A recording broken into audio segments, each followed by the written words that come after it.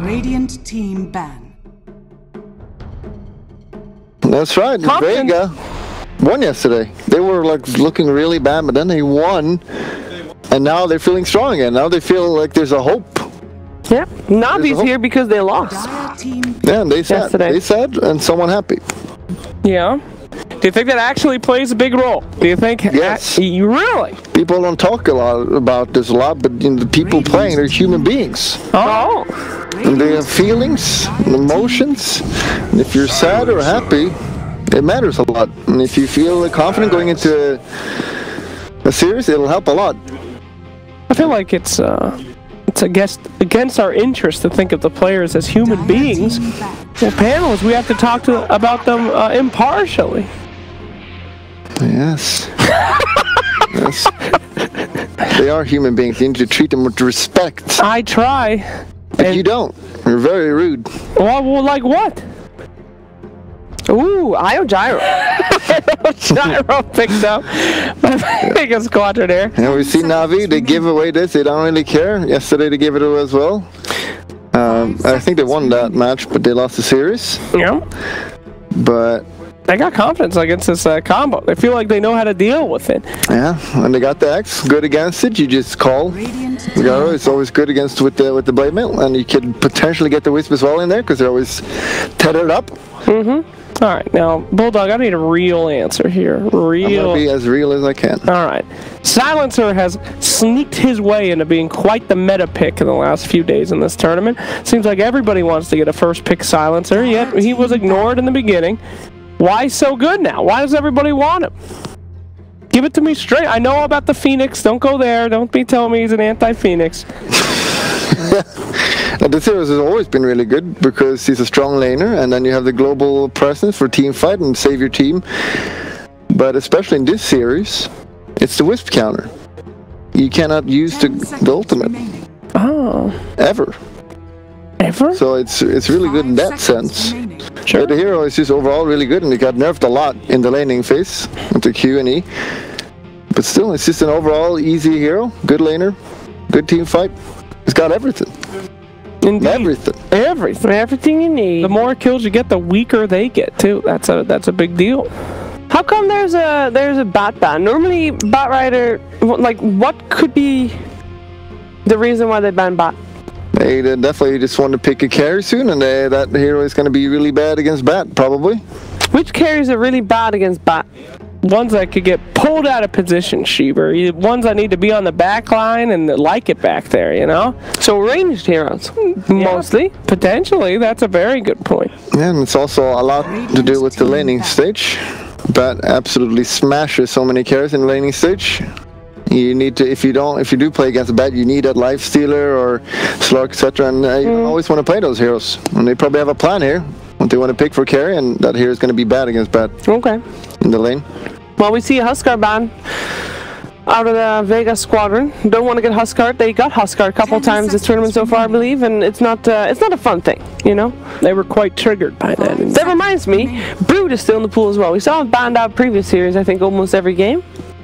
Who picks a Brood into an Axe Gyro? Psychotic suicide. Except, I guess you were telling me the other day, Bulldog, that Brood isn't the worst against Axe, you know? The battle hunger. I mean, the insatiable hunger, evening out the spins. Huh? Yep. You just eat him alive. He's got big teeth. Scary. Terrifying. Pugnaban. Dire team pick. Dark Willow. We saw this as the pickup that they keep doing against Io Gyro, and it failed once, but it's been quite successful.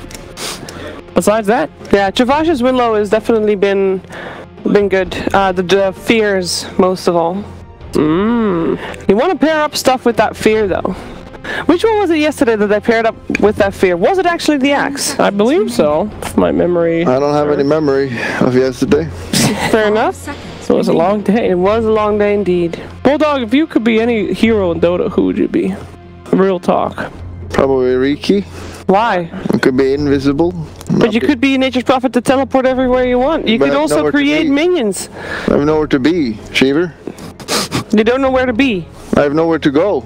That's very sad. He wants to be Ricky so he can play in his room alone and no one can see him. Yeah, that's right.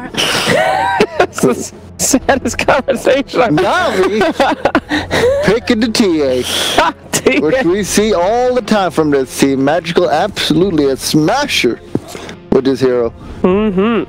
Pretty good against the Undying Tombstone too.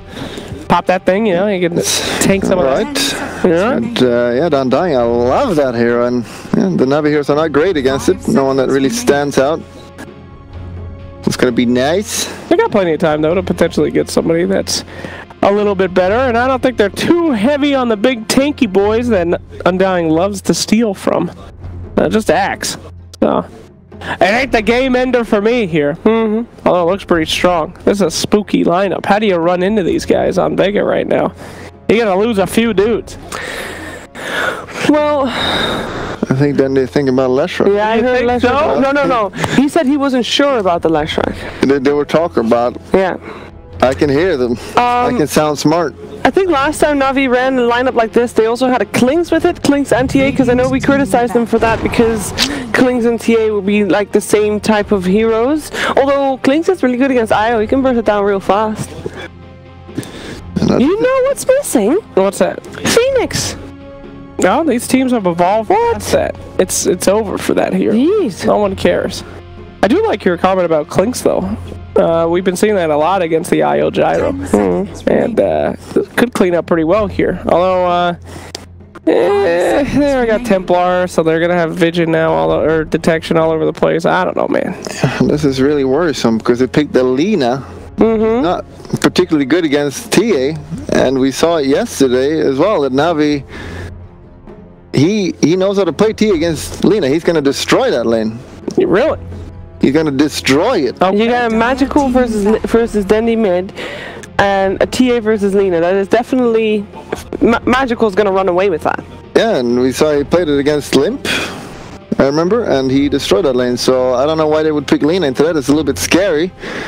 But yeah. That's Dendi. Confidence, man. As we said before. Confidence or limited hero pool. Let's go confidence. Let's be good men. It's a confidence thing, you know. They want to prove to themselves that they can win this fight. Dendi is a god as well, so I'm sure he'll be fine in that lane. Beastmaster banned out, one of Vega's favorite heroes. Very good. No birds today. No hawks. No spitters. And Vega needs some kind of initiator now. They banned out the Bat and the Scent and the Beastmaster. And someone needs to start these fights. Well, Void is the last ban on the side of Vega Squadron. No, I never understood why Beastmaster's boar spits acid. They could have done anything. They could have had a snake or a camel. It might be a snake, though. Oh, no, it's a boar. It says boar. Yeah, but how do you know for sure it's not a snake? Because it says wild boar. And does it? Is he maybe family from Bristleback?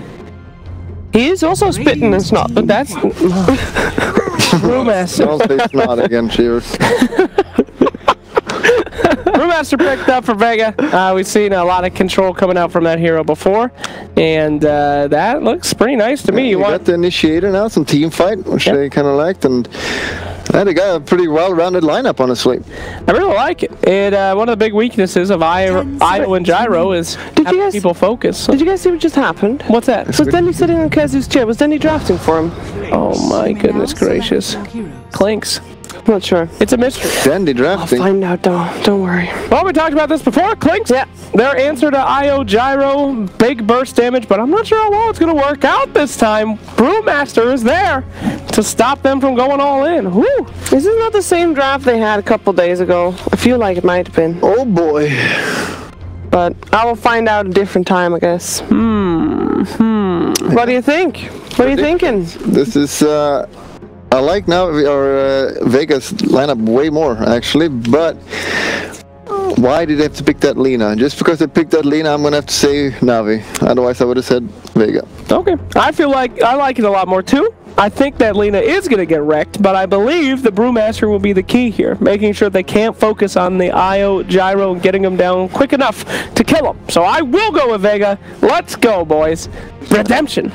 I will go with Navi. I think they're the better team here. They showed it before. I think they can show it again. And we're going to find out what is going to happen now. Over to OD Pixel and Fogged.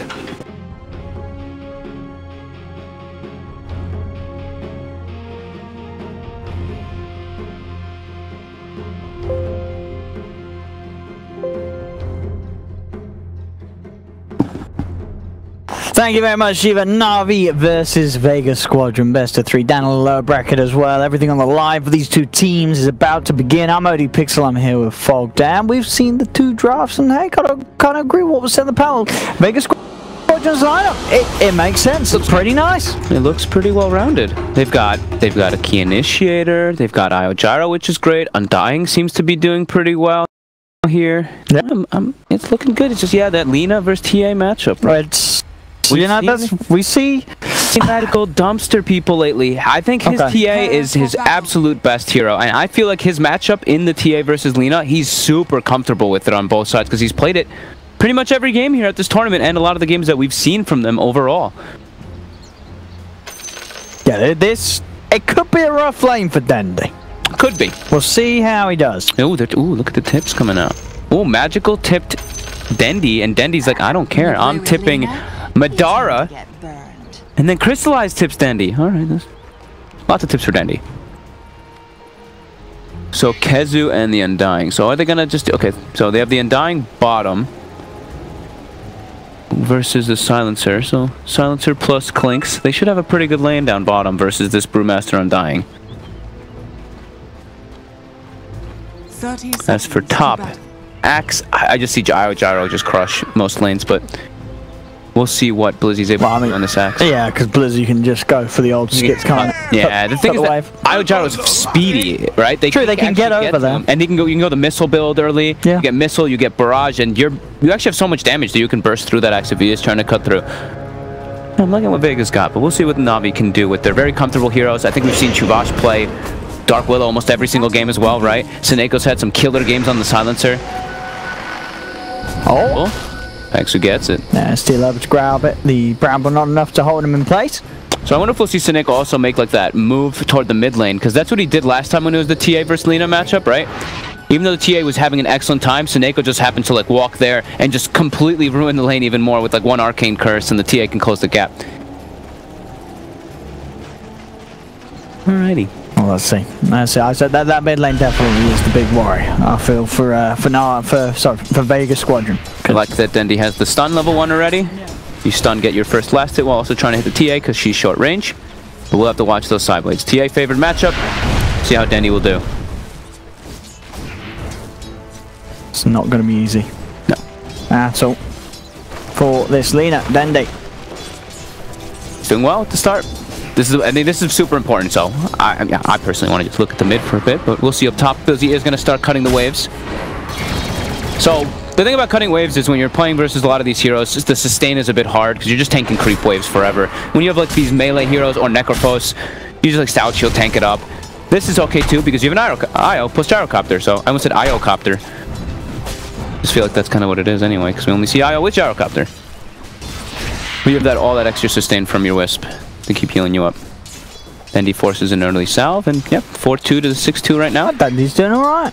Gets harder once those refraction charges build up. The base damage advantage secures the range creep with the stun. Very nice. Playing it really well on the Lina. Yeah. And the bottom lane, Bruce still getting good last hits, and he's gonna be just messing with them. But they've got Kezu. Courier snipe. Kezu also. Kezu's just dead. Oh, Navi, first blood for Crystallize. He was doing great in the matchup too. Kezu down bottom getting good last hits, contesting the Clinks, but we were saying, right, it's the double range versus double melee. Clinks and Silencer, they're two of the better laning heroes versus melees at the start. They're losing their courier now on Dendi. Oh, the side blades. Does have to be careful. There's in terms of regen, he does still have a salve upon him. Yeah, but Chuvash killed courier now. And they got first blood. So a bit of surge of gold toward the way of Navi as Blizzy. He is cutting waves very nicely. And he's getting away with it, yeah. Well, gets a call. Get a few spins. Oh, Bramble not quite catching him. Gyro is making the move over here. They could look for Blizzy. Blizzy's, I mean, he's dead. He's straight up dead. They're going to be able to punish him here for skipping those creep waves. Oh, curse grab, doesn't matter. Homing missile. And did they drag the creep wave too? They dragged some of the creep to look like, but they're going to the tier 2. Oh no! They need those experience. Alright, split. Io gets this side, Gyro go to the left side. Alright, cool. So they're getting a good experience. That's what we're talking about, right? This Axe cuts the lane, you still have to be careful of that. And Kezu's still doing well bottom versus this Clink's dual range lane. So even though he did die once, pretty important. Mid getting harder and harder already because of the levels from the TA, but also having no courier on Lina. Dendi might have to, Yeah, I think he's he might have to go back. He's only got a fairy fire. He's only got a fairy fire. Or Undying can bring him his items, but he's forced back. Yeah. That's brutal. Wow, it's a hard lane, and as you said, that courier snipe just really making all the difference, making it that sort of impossible lane for Dendi to stay in. As they'll get the lane up to the Undying, Undying will be able to come in and saps up the farm up. Okay. Not gonna get many or any last hits. Undying used to be not great versus TA, but decent because you could burn Refraction with Soul Rip, but unfortunately Soul Rip is 1 instance of damage now. Kazu needing some harass. Putting 2 points in the haze, so 0 in clap since he's versus the ranged heroes. He doesn't think he's gonna get close, but 2 points is something you don't see very often because it's so efficient with the 1 point.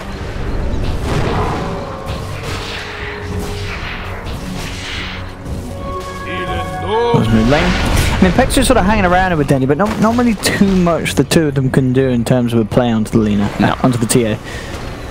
It's very hard as Blizzard. As soon as the homing missiles out on him, they'll TP away from the creep cut. That's an Echo. We saw this is the same move that he made last time. Pexu, they expected it. So that's why he's hanging around mid. He was expecting this kind of rotation. Then they also got a D ward from that Undying being there.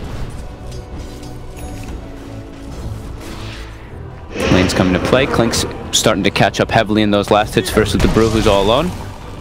And they love this Klink's, like the panel was mentioning it too. They absolutely love Klink's versus both the Gyro and the Wisp. Just get into the back lines, you can outrain the Gyrocopter too, and you just have that explosive physical damage. That's top. Number 10 with the Gyro. They'll get on top of Chew. Chew's gone. The bounty. Blizzy does manage to grab it from the two of them. But at the same time, Gyro and Io will be able to make it over to the Navi half of the map and take their bounty room. Alright, Pexu claims both the bottom ones. So even though that's the big thing, right? The courier snipe is really what's turning the tide, and they have a bit more last hits. But otherwise, the gold relatively even in these first 5 minutes. Mid lane level 6 is now there for Magical, so Dendi's got to be careful. They've got the sentries already placed down though. They got the initial D ward, so those traps not going to be as big of a problem for Dendi to deal with.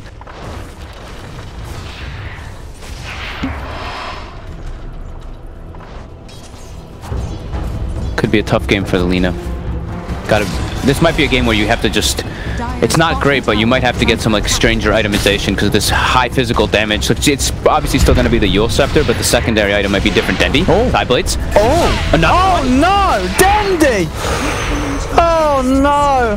The humanity! They killed the sentry there. Immediately magical ghost set up, and those are beautiful Side Blades. Absolutely. Magical. This man has showed what we were talking about, right? That TA versus Lina matchup. He is an expert. Bottom, Kazu. Let's throw that miss right onto the Klinks. Several misses coming out.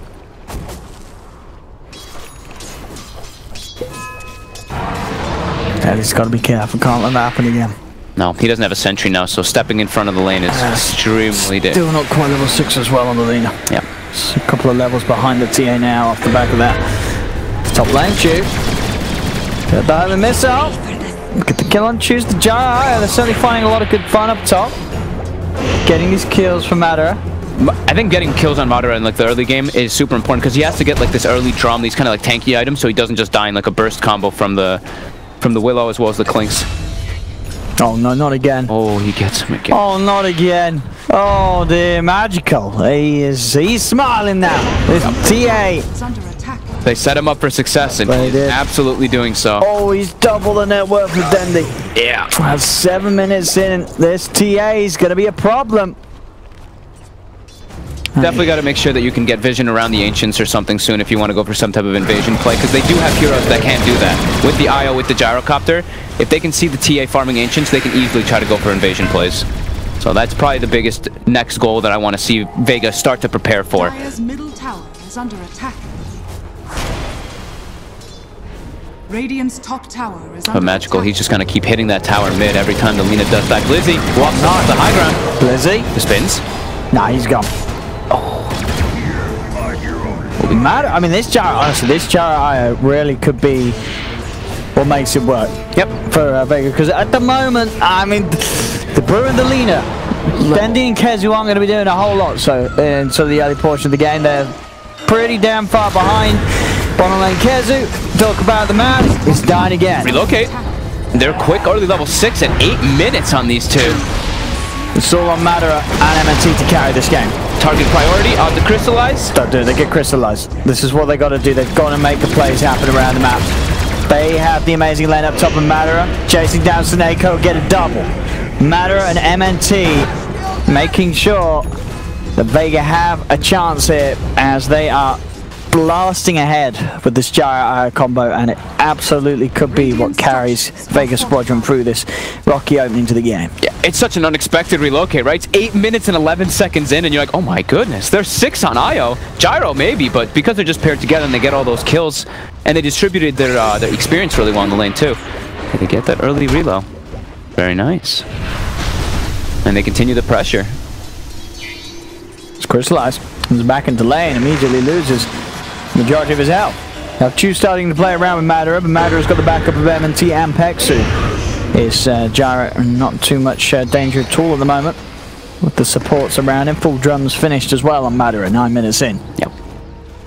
Lots of small items too on that Io. He can try to protect himself. An early buckler on Io is going to be incredibly useful if he wants to try to rush that. He's going to go for the urn first, but then... Oh, Seneko! It's walked into that one! Ouch. Another kill for the Gyro and Io. Sensation that Vega Squadron are rocking. Crystallize. But they can chase down more. Will be just... Mid lane? Get away. Dendi. They didn't quite have the damage. Refraction back up. Look how low Magical Dendi save is too. He can't go back. If he goes back through the lane, he'll die to traps. He knows this. He's got a salve. There. He's got a salve. Oh, He's okay, fine. good. Phew. He's got a salve. He's got a clarity. He'll be able to stick around. Gyro, Io, Madara, and MNT. They found crystallized. Madara wicked sick at 10 minutes in. They opened with the Gyro, they felt confident in their ability to utilize it, and so far we are certainly seeing that power. 7-0-1 on the Gyro, 10 minutes in. Definitely. Gonna give space for his Brewmaster to farm up top lane as we see Kezu starting to recover. Dendi's still quite far behind though on this Lina. Almost gets the return kill, but level 8 to the level 10 of the TA. For getting his courier killed, it's still pretty rough, but they have put so much attention onto that mid lane on the side of Navi. And those ancient stacks, I'm sure that they're there. Vega do not have vision around them, around the TA's ancient stacks, sorry.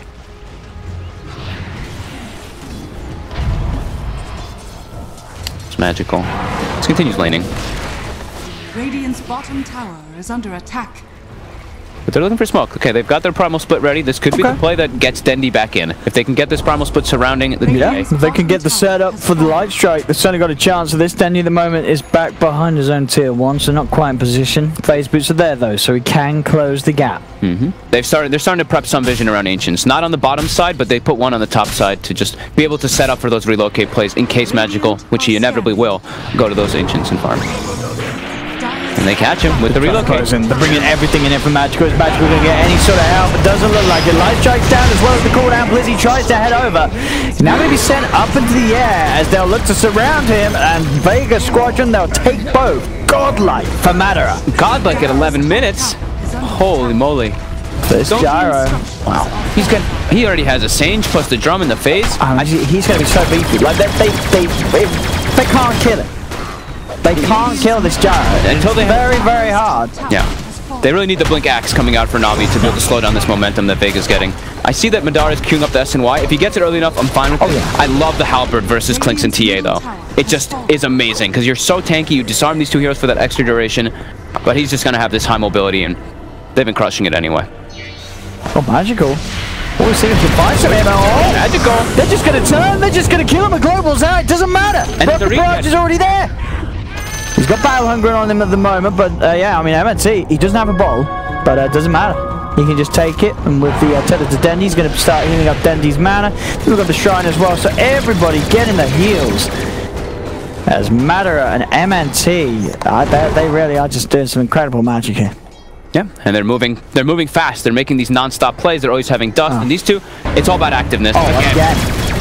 Another one to the tower. And that's an earn charge now for maybe next time.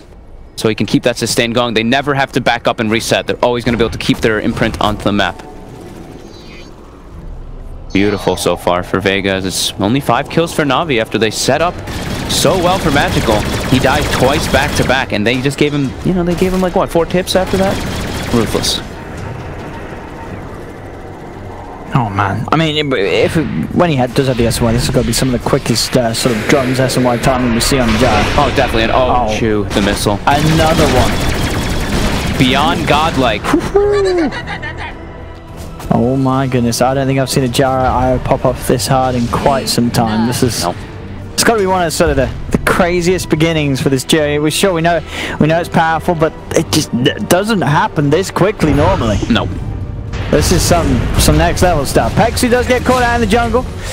They'll get the Undying. He's trying to put deep vision. They want to be pressuring the bottom side of the map continuously with this IO gyro. Be prepared for any type of smoke plays.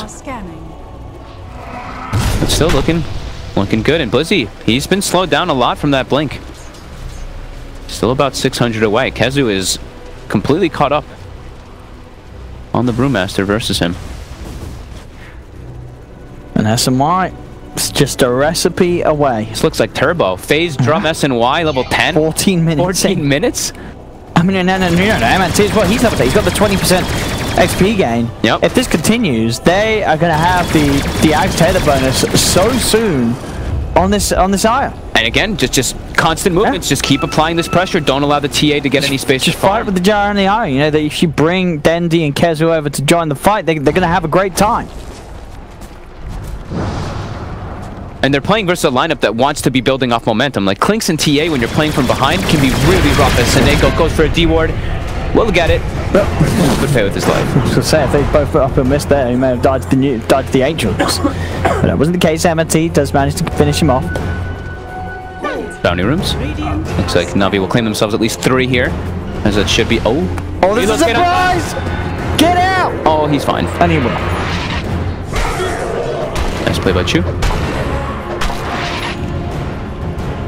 Blizzy has got the blink now. So then Navi themselves can now look to kick off the fights and try and hunt for the action. As for the most part, it really has been Vega just rolling across the map.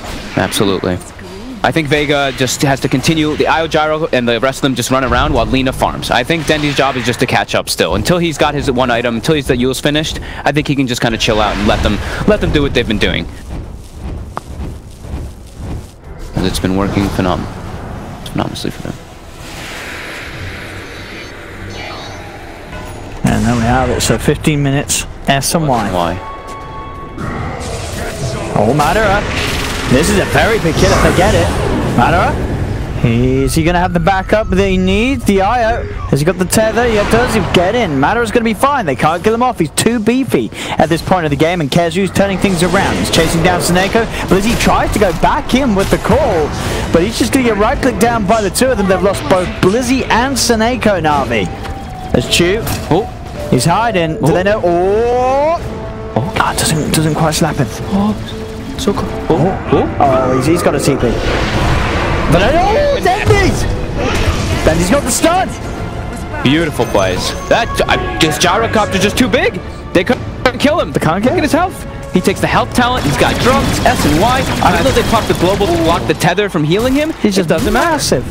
Absolutely massive. Game is looking harder and harder. Even though the Lina is still shut down, this gyrocopter's net worth. It doesn't seem to matter that both Dendi and Kezu had a really rough lane. This Gyro IO are just carrying the entire game on their shoulders. MNT and Madara. And like you said, they're going to have that level 15 incredibly quick. They're both pretty much the same level. Magical still level 14, but into this lineup as a TA, there's going to be Brew Split, there's going to be zombies, and there's going to be this IO gyrocopter in your face. It's very hard to play TA until you get to a point where you have like Blink BKB. You have to rely so much on your axe getting incredible calls for the control.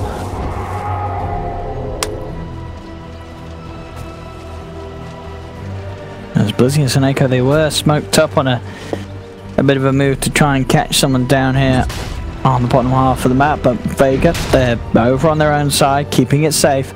Just waiting to fight around the ultimates. No need to rush or anything until that problem splits back on. So matter a BKB after the SNY is going to make him feel truly invincible in this match, as Dendi will have the first down now finished. He has got the Yule Scepter. He's level 13 too. Gyrocopter's only 12. Dendi has completely recovered. Even though the net worth doesn't show it that much, it's really just about him having high levels, because then he can get that long distance stun setups as well for his team. So Blink Dagger now on Magical. He can look to kill in the back lines, but like we're saying, there's too much as a TA for you to deal with in this game to just walk into the fights.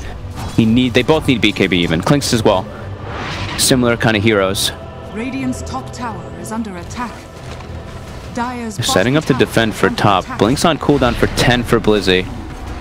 All of Vega is in position here. Yeah, they're ready for this. I mean, if Navi jump, it could be a very rough fight for them. Yep, they scout Kezu on the side here now too with the trap. Vega are prepared, surely with the global signs comes out. Maybe with the Desolate they've got enough damage to take down that gyro, and they have. That's a big kill. Crystallize getting the kill onto the gyrocopter. The eye falls as well. Navi, they're striking back hard. They're looking to take down that tombstone, and they'll get it.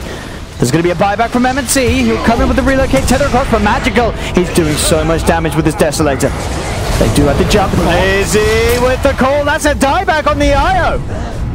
As the trap slows there, Magical's in. He gets another. Kezu will TP out. But Vega, they throw away pretty much the entire lead that they were able to build up over the course of the 19 minutes, losing that gyro. Dieback on MNT's IO. They just crumbled as Navi were able to take the fight incredibly convincingly. Great news as well for Crystallize. He was the one that got the kill onto the gyro, as you saw, got at least an 850 gold bonus. And they go straight into Roche. The play they're coming in. Blizzy gets a great call, and the global. The global just stops. The global messed it all up. The global and the fear. It just suddenly they're all shook up. They can't do anything. With the Death Zone, there's just too much physical damage, even for the IO to sort of heal the gyro through. And that's Roche as well. Navi, well and truly back on top. As we say, you know, the gyro, sure, he is far ahead, but Dendi and Kezu, they're still sort of an item behind when you compare them to all three cores of Navi. And we were mentioning, you know, I was talking about how Navi, the BKBs are extremely needed on their heroes, but if they can't cast spells because they're global, makes that big difference, so they can get that beautiful initiation by Blizzy. Vega has to be prepared and a bit more afraid of that combo that can come out from what Navi has with that Axe plus global. Is under attack. Dire's middle tower is under attack. And they've got to be careful about trying to make those brash attempts at Vega, as we see it once more here. See the tethers there, but with the fear, there's little more that MNT can do. Perfect focus from both Crystallize and Magical, taking down the gyro and the IO immediately at the start of the fight. Everybody as well hitting the tombstone, making sure those zombies do not build up. And yeah, the big way that Blizzy comes back in right here. You see MNT trying to chase Magical. All the spirits as well grouped up. He gets a blink out, Kezu, he gets away, but everybody else just dies on Vega's lineup. As that fight, I mean, Crystallize, he pretty much got the BKB now. So suddenly, this gyro combo that's been so terrifying for the first 20 minutes of the game, he can stand his ground, and if Crystallize and Magical just right-click the gyro, he's going to die in the fights. Yeah, and yeah, like you said, the BKBs are going to protect them. They don't have to worry about being thrown in the air or dispelled or any of that stuff that can be coming out from Vega. The tides have turned oh so quickly. They need to itemize. So those Lotus Orb in particular, I think the Brew is the most one when he needs to get the split off in the fights. And speaking of the Brew, he gets the split. He's surrounded. It's got to be a split and run. And he should be fine. Unless they keep this Earth Panda alive, because they could look to try and kill him afterwards. He really wants to die. He wants to die, this Kezu here with his Earth Panda, but I don't think he's going to die in time. He is going to come back into the Earth Panda form. He does get the blink off though, but the fear, it's there. Chu cancels the TP. And Kezu unable to kill the Earth Panda off in time, so he spawns at one of the other two. He did spend a lot of time for them, but it's definitely worth it. They got him after he used the Bruce Split. And now I do see, it looks like he's queuing up the Halberd now afterwards from that SNY. You know, in that last situation, you know, SNY is great because you have this mobility, but the evasion is really everything, because at Navi's damage, it's like all physical, so could be kicking themselves a little bit for that choice. Oh, Navi ready to strike. They know without the brew, there is a lack of team fight from Vega. They can kill this Gyro into the eye, and look who they found at the front of it all. There's the Jarple as he gets the call onto the two of them. Gyro gone, Io sent the same way. Navi. They're prioritizing really well on the side of Navi. After having that one successful fight, the way you play versus Io Gyro is you just hunt them. You don't want to be hunting the other guys, and they find them. And they do have good heroes against the Io Gyro. Yes. So this was always going to be something, unless Vega could massively crush them in the early game. And this is the thing, the Gyro and the Io, they were. But the other cores, they weren't. It was just the Gyro and the Io that was in this amazing place. So suddenly this game has got to a point where, sure, the Gyro and the Io had a great opening, but now this Clinks and Templar Assassin are very farmed, and they're sort of Gyro Io's worst nightmares at this stage of the game because of just how much single target physical damage these guys can get out. You bang on.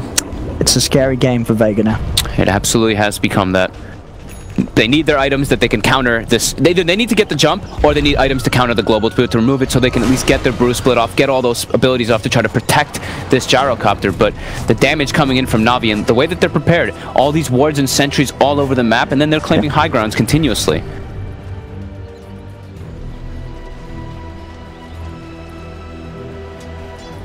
Navi, they have so much control on the map now in comparison. You see Vega, they're struggling to find places to get out and farm.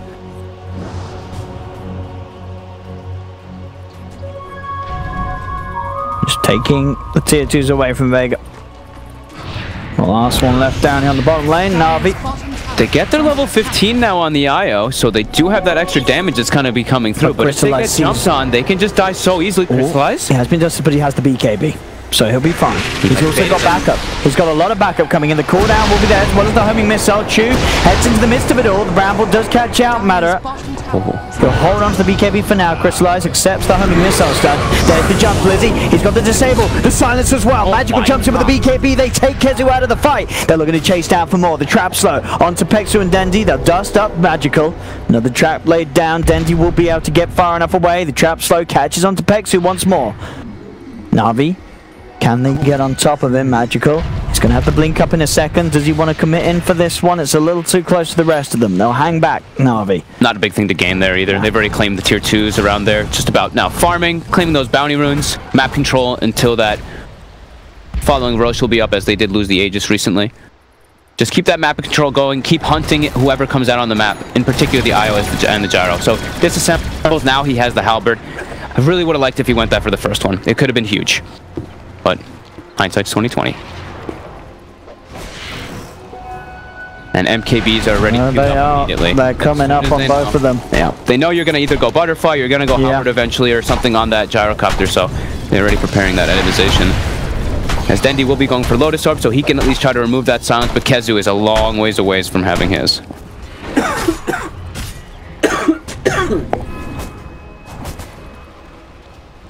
Got a defensive item now, 2 Glimmer on Seneko, so he can try to kite people out. And Blizzy's just going for a pure hunting build. He's not going for the damage. They know they have damage in between their 2 cores, the Clinks as well as the TA, so Blizzy's like, alright, I can just go Shadow Blade. It's all about my mobility. If I get the catches, we'll kill them.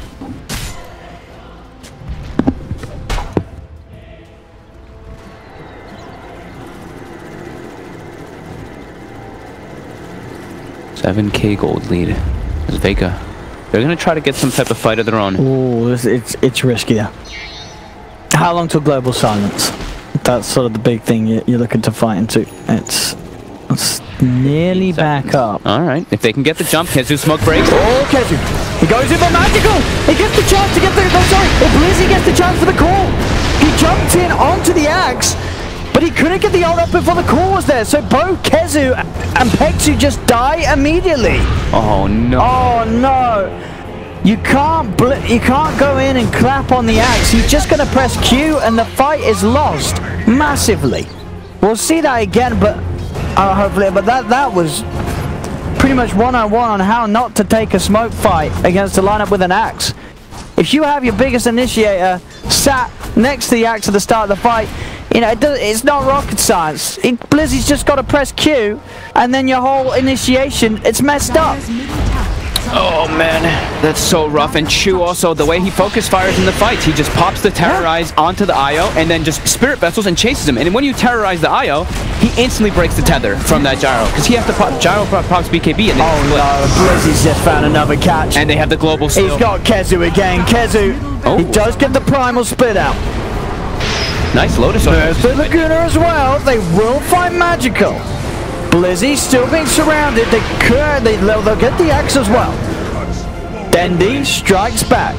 Dendi MVP in that fight. He puts the Lotus Orb on Kezu so that he can get the split off. Beautiful play. They needed that, Vega. They really needed that as everything was getting a little... Dendi keeping the team strong. Keeping them in the game. Not something you see every day, right? Lina having a Lotus Orb to try to, I mean, use it on yourself or on others. It's coming in clutch to help out Kezu. Oh, poor Baxu. Oh, seriously, go. Oh, they just both get called. They're just straight on top of him. They go straight on top of the axe. And Blizzy, the easiest call of his life. Yeah. And you see MNT in the backlines. Chu gets the fear and he just chases him. There's great target selection coming out from Navi there. And just no possible escape for these heroes after the BKBs are gone. Yep. So much damage from Navi's cause. TA always just gives you so much chase too. These traps. As soon as your BKB wears off, running is just not an option. Navi continue their aggression, but do get halted for a moment after that dive in mid. So next Roche, it looks like it is up. So that will be the next biggest fight. There's no global available, but there's no Bruce split either for 30 seconds. Navi might just make their way into the pit to try to do it though. Well, they can definitely take it very quickly. We do have bounty runes. The 30-minute runes are coming up though, but we'll see if which one they prioritize. Taking a fight before it or just committing straight in because they kill it super fast. Yeah, they really do. With the TA and the Clinks, they'll have no trouble taking down Roshan. Vega's expecting some kind of smoke moving onto the bounty runes. They're all positioning there, getting a ward on the high ground too, but Navi, they're just committing for the Roche. Why not? It's easy. Aegis and Cheese, they're picking up some huge items too. The MKB is about to be finished on the TA. Clinks already has one.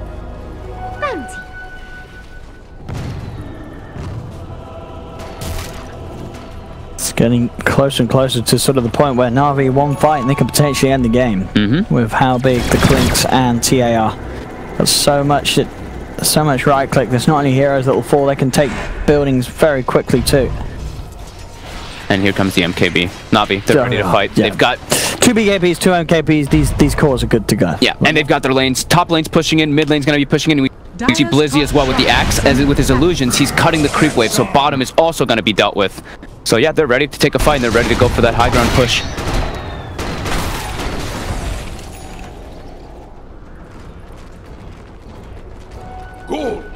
Have to get their target priority set though. They have to watch out for those Lotus Sword plays as the Brew. We've seen he can definitely get his split off if Dendi just throws that on him. And I think Kezu's getting close to his own Lotus Sword too, so. Okay.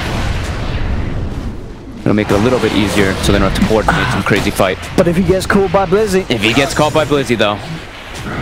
He's still going to fall on Blizzy. He'll go for the call off the gyro. Jumping straight away there with the global silence out onto the Brew, onto all of them. Mana up will be BKB'd Lotus Swords as well as they'll look for the chance for him to fight back. He'll go for the call down, gets the connection onto Magical. Now we have to be careful. They committed global, committed BKB charges as well. And they still have Bruce split on the side of Vega. Diving into the base is still a bit scary. Like we said, there's a lot of things that they have to deal with, the minions, the zombies. But they want to get that one quick catch into a quick burst kill. As now it is a blade mail finished up for that axe. As Gyro gets bigger, the more damage he does back to himself now. Bottom shrine is under attack. So now we see Madara queuing up Titanic, one of those options. I mean, I know Black Dominic, he loved talking about the blade mail interaction versus Satanic, and also he's a gyrocopter with an IO agonim, so you get that little attack, of course, while you are disabled to be able to try to heal yourself a bit. That could be the thing that can maybe allow him to survive in the later stages. Top tower has fallen. Blink Dagger on Chu as well, so extra ways to get into position for the big game-changing fears. Yep, and to just break the tether. Yeah. Just fear that tether, separate the IO from that gyrocopter. So pretty much that, he does have the Lotus Orb after he sells the Windlace on the Brewmaster. So the team fights for Vega. have been fixed a little bit in that essence. Just really having to watch their positioning versus Blizzy. They can't stack up 2 or 3 heroes together at all. And Navi continue their map control with their farm, so they should be increasing more and more so on that net worth, but they want to breach with this Aegis cheese. Dire's middle barracks has fallen.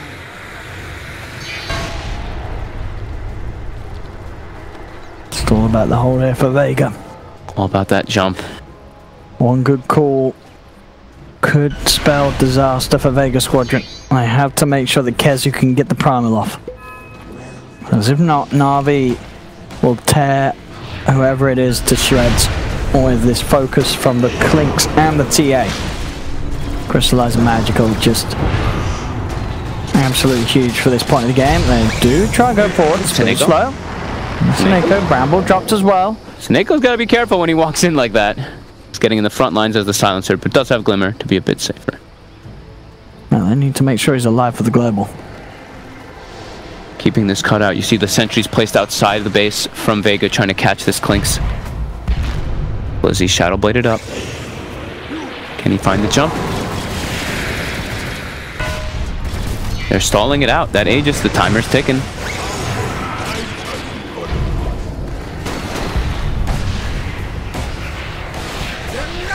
It's Magical trying to poke at these wrecks, but the constant threat of being jumped upon is sort of putting them off the idea, and Navi, they do start to back off. Their top tower is being pushed in now too, because of the relocate earlier from the IO plus that gyrocopter. How long do we have on the Aegis left? I believe it should be pretty soon, about 30 seconds remaining. It's Crystallized, commits forward, try to do some split push. As he tries for the call, doesn't get it. The call down, it's going to be there from Madara, so Yules the axe up into the air. As the blade mail was out in time to get the blade mail off, the global's going to come out after the BKB. Axe still alive for now. Madara trying to head forward with the flag. Jump in again with the cloud. They'll get the kill once. They've taken down the TA. They've also found the Blizzy. 2 dead. There's the second life from Magical, allowing him to blink back. The 3-man fear though, forcing Vega back, separating them from the Undying. So Navi will find Peksu. Madara and MNT, they're trying to come back in for Magical.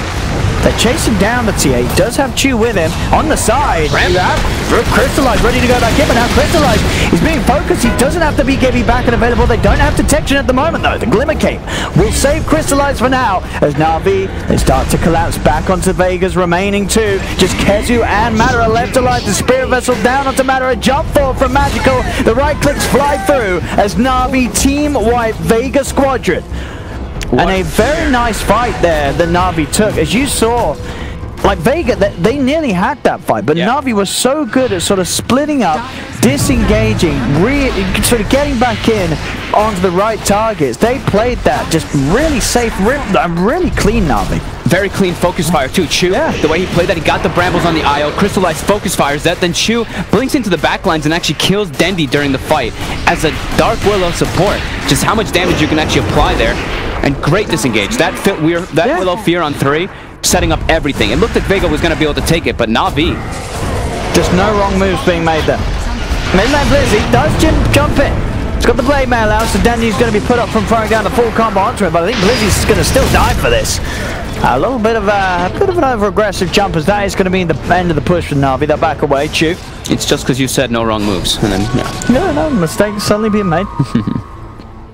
Huge swing though for Navi. And that was 20k and a full set of racks now. Yeah, it was like 11k or so, or maybe dipping down to 10k gold lead, and then after that fight, all the way up to 19 as they claim the racks, several hero kills as well. I mean, yeah, both Madara and Dendi buying back there. I guess what sort of that blinking from Blizzy did sort of spook Madara into buying back. True. So, I guess kind of worked in that sense. I mean, still obviously Navi in a very, very confident place. There's nearly the Hex finished on Crystallize. He's pretty much got that done on the Clinks. And pretty much full dataless on Magical. So we were talking about high physical damage that they have. It's just increasing more and more. And Dendi, he's trying to itemize versus it. You see, he went Lotus Orb to remove the silence. Also gives armor, of course. Now also a Shiva's. Just trying to have any type of resistance versus this high physical. But he does have to be careful as well. Chuvash on this Willow. He's the high level. This is a level 19 Willow. Can't forget about how much damage this hero can actually do with that high level Bedlam. It just feels like the whole game still has just been a Big game of catch-up for both Kezu and Dendi. As they had such a slow start that, and for Dendi in particular, it's just so hard for him to get back anywhere near the farm of Crystallize and Magical. As you can see on the net worth, about an 8k difference between Dendi's farm and that of the Clinks and the TA. Vega's lineup is tough too, right? Because they don't really have that crazy amount of disables to come through. They have the Lina stuns and then they have the Brewmaster. As for the rest of the catch, it's just them kind of running out and chasing. While Navi, they have a call, they have the Willow Brambles. It's just a little bit more so for Navi to be able to control these heroes once those BKBs tick down.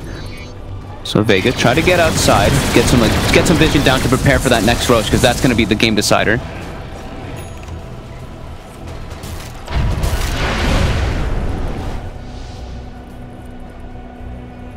Full Daedalus now, so yeah, TA gonna hurt. We're gonna keep seeing Chu as well. He's been prioritizing throwing the Spirit Vessel every single time onto that IO to prevent a lot of the healing.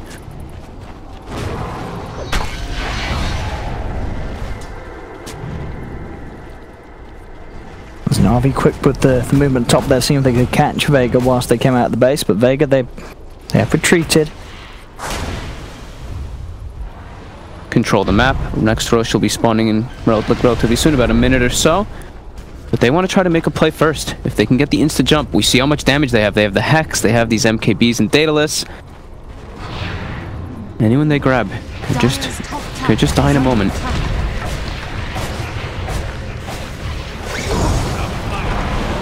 That's Magical getting away with a good amount of damage onto that tier 3 tower. Not the target they want to jump with the axe.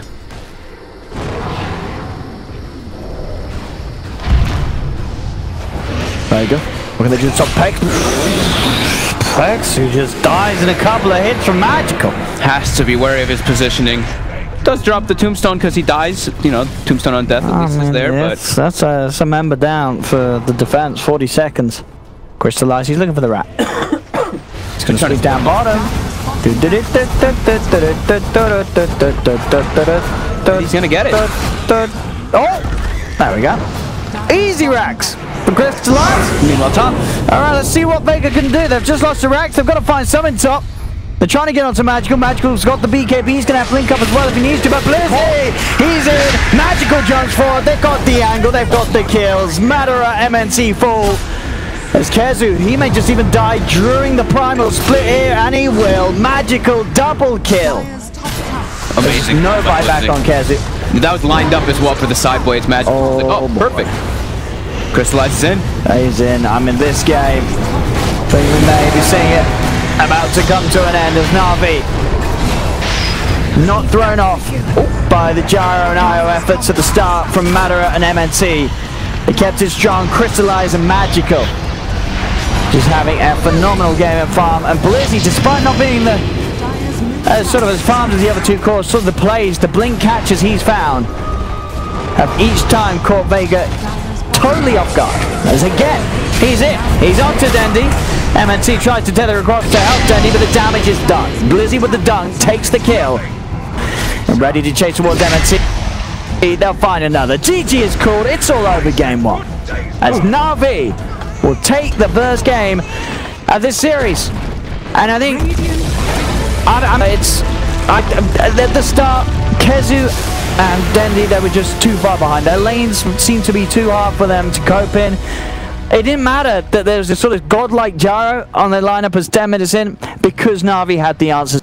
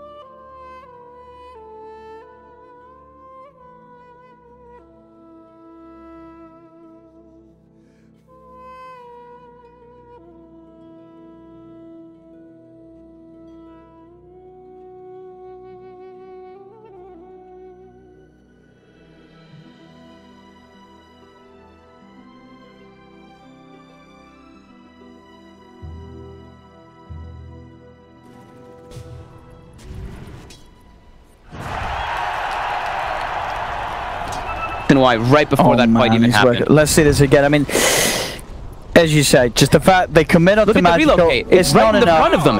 It's right in the middle of everything. Blizzy just waits. They relocated like on top of the axe, didn't they? I mean, he just waited and he just gets the blink perfectly right into it. Middle tower is under attack. Oh, painful to see. As Vega Squadron, they've really got to keep their cool after that misplay if they want to hold on here in game 2. Bottom, another jump. Blizzy making these calls, really teasing around with the Madara does have the BKB. So will survive. BKB charge forced out of him though by Navi. They have to be so wary of Blizzy's movements. These axe calls, they really did sort of close up game 1 for Navi. Yeah, he's been absolutely on point. This hero, Axe as a hero seems incredibly strong, and in Blizzy's hands, even though he's not like the craziest farm, his impact, he always seems to be getting the right opportunities on who he calls for his team. And this is all while, you know, Crystallize was farming so much, and now when he has the BKB, we were mentioning, you know, it's a good draft versus Terrorblade with all that magic damage, but if he's just immune to it, you can just run into the backline and Blizzy again. Similar build. Blink Hood Shadowblade, might just go for the Blade Mail afterwards. If not, might just go for a Hex, or a BKB. He's got a lot of options. Can't make those kind of mistakes in this type of game when you're playing versus a Terrorblade. Another one of those could really cost it for them, as Blizzy just constantly on the prowl. Dire's top tower is under attack. They're losing another tier 2. They will not do anything about that one. They learned their lesson from the defense. They tried to put together down bottom. Malinkazu trying to commit here onto Blizzy. They've got the Fiend's Grip, but the Fiend's Grip will be cancelled. Blizzy still alive for now. Oh, he's going to pick up a haste rune. Oh, can he run away? He can't. They will lose the axe. Magical is going to be kept fine as they actually do relocate away from finishing off the kill. Crystallize now moving in with the meta. They're ready to go for target after target. Kezu tries for magical. Oh, he gets the vortex and the zip away off. He may be ready to just go back in for the kill if he wants to now. Play it safe. He'll let Crystallize finish off the job. Double kill for Crystallize, and with the rest of the meta, they'll waltz into the Roche pit. Can't believe he lives there just because the build, right? He has Bloodstone, he's got the health talent, he's just a tanky Storm. Can't just go for this type of combo on him. They kill the axe, but oh my goodness, they get the heals as well. Oh man. From Seneko back up to a very healthy amount of HP. Vega, can they do anything about this Roshan? I don't think they can. As Navi, another fight in the bag, and an Aegis there as the reward. On the best Aegis carrier in the game, arguably. Storm Spirit, who already has a Bloodstone. Blizzy again, the long jump. Oh, magical. Bloodstone's acquired, 17 now. Blizzy, time and time again. Even in that situation, he got initiated on, but he leads his team into a good fight, and then afterwards finds a great pickoff onto the Zeus. Just playing around their vision that they've placed earlier. I like this as well. Not something that we always see picked up on Phoenixes, but Seneko getting the Veil this game. Veil plus sort of the ET Zora, that is, it's a crazy amount of magical for these heroes without BKB. Yeah. I mean, Phoenix already does so much magical. Yeah, you add this on top of it. Yep. Oh, outside of the base. Vega, they saw the smoke in the mid lane, so they're preparing outside of it. Oh, dive in for the vision. Forward. They've got the vision. They're going straight away onto Peksu. Peksu's gone. Navi able to get themselves into the base to get a kill, and now they're pushing in on the mid lane. They're at the tier 3. Vega, what do? They're having to defend. This is 5 Kezu jumps in with the combo. He's having to burst down the Phoenix, but now Navi, they look to fight back. Matter has popped the BKB, holding his ground for now. Chu goes for the stop, will catch out the Eye on the Zeus, but he gets run down by Matter with the rocket barrage. Navi lose 2. Vega will push them back. Good target jump. Kezu sees the opportunity to get Seneko. That's the perfect target they got to choose in these type of fights when they're very overcommitted a little bit into the base. Killing that Phoenix, just like we said, the Phoenix does a lot of damage in the fights, and he causes this awkward, you know, you have to focus the egg or run away from the egg. So yeah, great move by Vega, just simultaneous jump with absolutely everything to kill that man.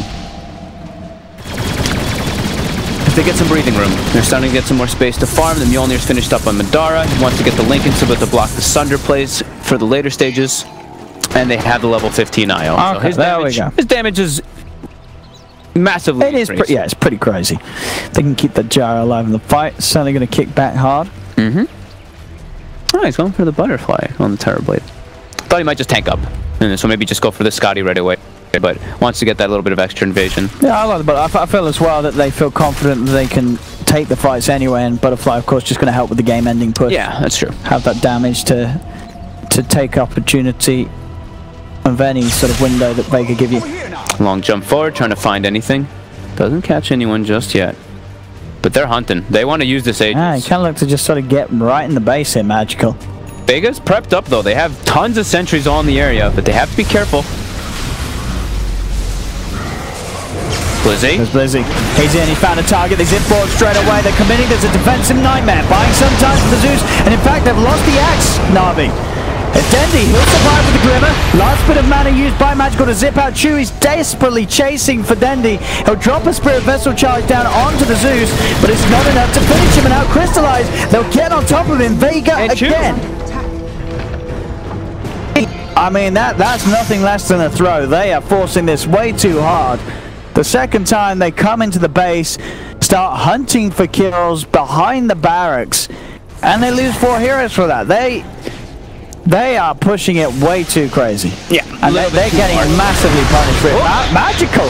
He's gonna die! I mean, he's got the Aegis. He's got the Aegis, but he didn't even kill Dendi with that big zip. And Magical? Oh, I was gonna say, he's gotta make sure he does get out. Man, Dendi's Glimmer Cape is actually putting in so much work this game. Just that little bit of extra magic resist, him being able to invis inside of that fight. He lives this second time around, lives again because of it. Too much of an overcommitment coming out from Navi, but Vega punching back. We said they got breathing room, they got some immunization that gives them crazy amounts of damage. And that little defensive plays, right? Little defensive nightmares, dodging some damage. I mean, and you know, Magical, as a matter, as soon as he's sort of one extra item on top of the own and gets that MKB, it's no laughing matter how much damage he's going to do in the team fights. No, if Kezu gets in, he gets one avalanche. Suddenly, this Storm is getting popped by the gyro. Couple of hits with the Axe Tether bonus, and Storm's going to die. Magical's got to be careful. Navi, they cannot just ball straight into the base as they have been. It's not been working out. Sure, it got them a Bane kill earlier, but they're losing their whole team as a matter of it. There's a full Aghanims on Dendi. They have to wait for just people splitting up around the map, not into the bases. Like this. Does he have detection on the the Storm? He does not, so no way to find Kezu. He'll hide in the trees, far, far away from the dust as Seneko comes to the lane to throw out. Gotta be careful on those overcommitments. Big swim around, coming around for Vega. And we go back. Company runes coming out. Looks like it is a 2 for 2. But a full BKB for Magical. So now he's a little bit safer to not be worrying about any slight disables, but they still got to be careful how far they dive. Definitely want to be taking fights around their vision. Top shrine has fallen. And I did see Seneko. He's queuing up the Aghanims. Excellent Aghanims game if he can actually get it, being able to reset that Metamorphosis on the Terrorblade. If the fight ever occurs for it, that is.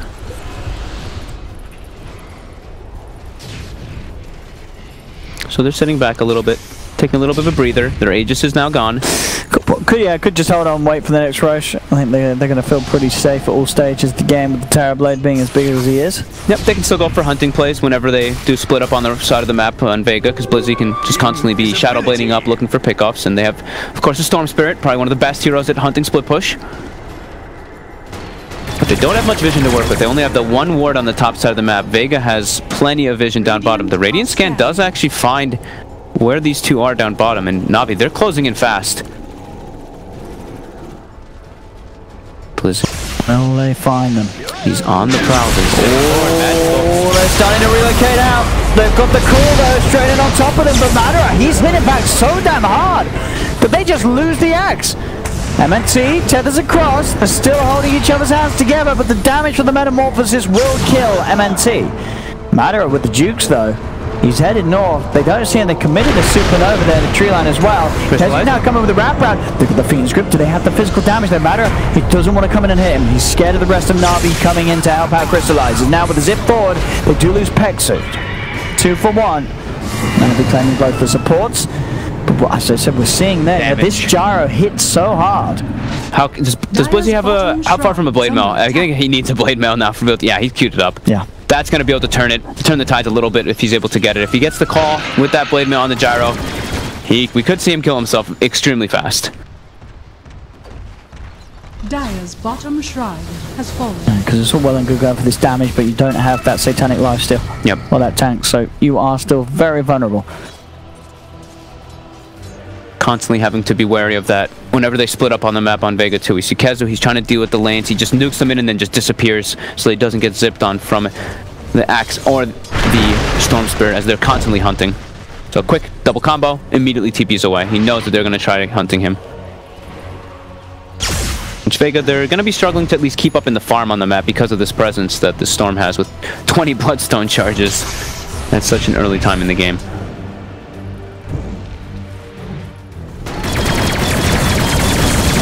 Full MKB finished. Next item is that Lincoln's, and then we'll be going for the Satanic.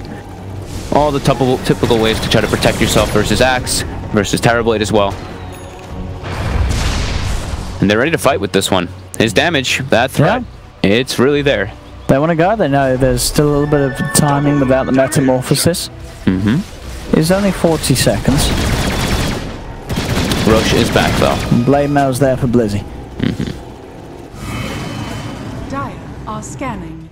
Navi has been able to place some vision outside of the map though when they got that space from pushing out. So bottom we do see that one ward. Top they have one as well to try to catch these heroes that go for the split push. Magical. Ooh. Dendi trying to snipe him with that Nimbus. They won't find anything here. They do at least get a ward down in the mid lane to try to watch if Navi does enter toward that Roche, and they might do so. Meta is up in about 5 seconds. Fight around Roshan Pit is going to be total chaos. Navi has 2 of the better heroes around that pit with the Phoenix as well as that Elder Titan. But Vega just walking in with the Gyrocopter with that BKB can be super intimidating. They've got to walk over soon. Navi already at it. They're already in. They're already going away at it. They know that Vega know. And that will actually be enough for them to back up. They'll go for a smoke themselves and they're ready to try and meet Vega Squadron head on. Outside of the pit and on the other side of the river. Kezu? He's been jumped. Blizzy's got the call, they've got the disable. Kezu's able to get the BKB off though. A status resistant coming into play. Magical still trying to commit forward with his own BKB. They're going to sleep the Ice Splitter down. It's enough to pop the IO. With one more right click, they'll get Pexu as well. Navi again punishing the 2 supports of Vega Squadron. So much damage starts to come through when ET gets near people. Still so scary. Even though Vega, they do punch back really hard. This Navi draft, the damage that can come through is still ridiculous. They're buying back. They know that they really have to try and hold on to this Roche. I don't know if they'll be able to though. It's just a 4-man. Crystallize, still timing left on the Metamorphosis. Another Nimbus thrown into the pit. They're slowing them down. They are, and Navi are spooked. They really don't want to be forced to take an engagement whilst caught underneath the claws of Roshan. Or while meta's about to be over. Yeah. They've committed a lot in that last fight. The Supernova, their Splitter as well. Vega not nearly as dependent on all their ultis as Navi is. Nimbus up for Dendi again in 10 seconds. As Roshan sits at just over half HP. Magical though, just with this 22 Bloodstone charges, he's just always able to stay at presence on the map. He's constantly clarity himself too, so even though he has these fights where he zips forward and uses majority of his mana pool, it comes back very quickly. So they can keep that pressure on, and if they know, if they find this Arcane Rune bottom on the side of Navi, if Magical gets that, we could see total havoc in the fights. Vega trying to take advantage of these ulti. All the Blizzy. He gets the call. On the Zeus. Defensive Nightmare going to be thrown down. Kezu's in with the BKB. They're trying to help Dendi out, but they can't keep him alive. The dunk for Blizzy. Finish him off with Madara. In the midst of the fight, the BKB and the Fat Cannon. He's taken down too. Crystal Light tries to come in with the BKB himself. Finds Pexu inside of the pit. There's been a buyback from Dendi. But Vega able to strike back there again. Madara just able to get in position in the center of the fight. Look at the damage by the Gyrocopter. Yeah. Doesn't matter if Zeus dies at the immediate start of the fight. And Madara just doing so much. I mean, it sort of begs the question. I mean, sometimes we do see it, I feel, on ETs. Is there a chance he's going to pick up a halberd this game? Thought he might. He's had the BKB queued for Yeah. a long time. He wants to just get on top of the gyrocopter. Because if you can get that halberd on him before he sort of comes out, that's so much damage that you're taking away from Vega.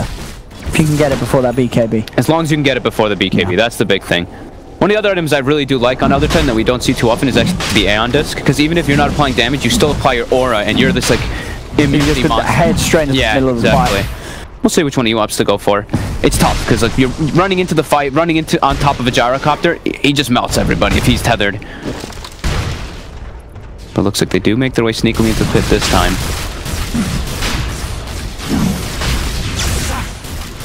Actually, I have a question for you as well. If you're an ET and your Ian disc procs and you've got the spirit out and the spirit stomps, do the spirit still do damage?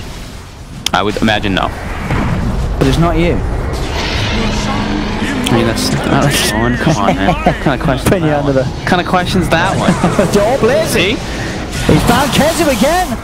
They've got the silence, they've got the supernova, put the BKB. And that will get him just enough away from the supernova. They get themselves that Roche though. So Aegis and Cheese now claimed again. Storm Spirit has this Aegis, and a full Cheese on Crystallize is really scary. It's pretty much it is his entire health pool. To the reset and good call, Owen. Look at that. Bam. Change it, yeah. Get that halberd. Cue up the halberd. Get the halberd. I like it. His BKB's ticking down very low on the gyro too. And you see, as soon as the BKB does wear off on Madara, he kind of has to play pretty careful. Just because how much damage can come through. And instead of going for that Linken's, he just decided, yeah, Blade Mail is too scary.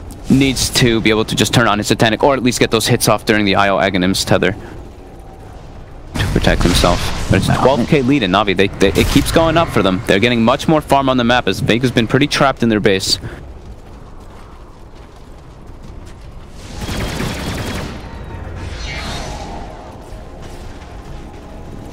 Let's see, can Navi get inside the base though? We saw earlier about 10 minutes ago the last two attempts to break the base. Ended up in a bit of a disaster for Navi. They lost both attempts with heavy casualties. They're getting multiple halberds too. I see the Phoenix switching away from that Aghanims. It's just so good against the gyro. Yeah, he's realized Aghanims is kind of a pipe dream, and yeah, the halberd, if they're able to just stop this gyro's damage, they know that they can get on top of Dendi. Yeah. With yeah, they can kill the Zeus. Kill the Zeus easy, disable the gyrocopter. A lot of your damage worries will be taken care of. 24 Bloodstone charge magical. And there we have it, crystallizing. What's the meta?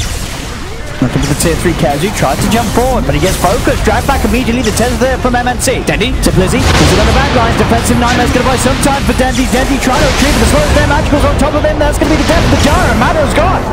He does not have buyback, Dendi falling low as well, he's also out without buyback. Both cores do not have the ability to buy back into this game as Crystallize storms in, rips them to pieces. Kazu's in with a jump, does burst down the TB before he gets a chance to heal back up a Magical. He's got so much mana to play with.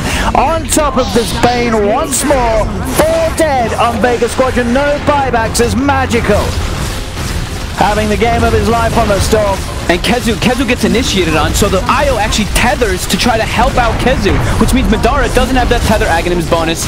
He actually he runs into the middle of the fray, and Elfenheim's standing on top of him. The last melted sort of attempt there from Kezu. He's not got enough damage. GG is called as Vega Squadron and Dendi have reached the end of the line here at the DreamLeague Minor. Navi will push on as a successful 2-0 here for the Navi squad. And an incredible Storm Spirit pick, right? Magical playing to the edge of his limits, getting up to 30 Bloodstone charges at the end of the game, and just some slight